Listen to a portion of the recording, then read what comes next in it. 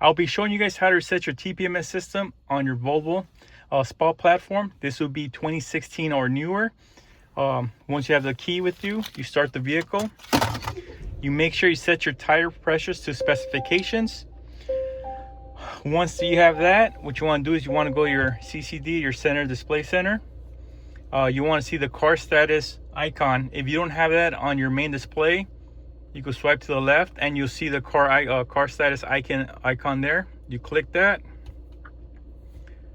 From there, you'll see a couple settings. You want to go to TPMS. Of course, this one I have already calibrated. So once you click store pressures, you put OK.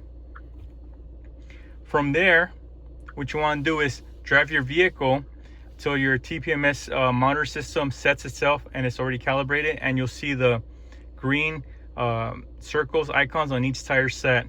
And that's how you set your TPMS system on your Volvo SPA platform.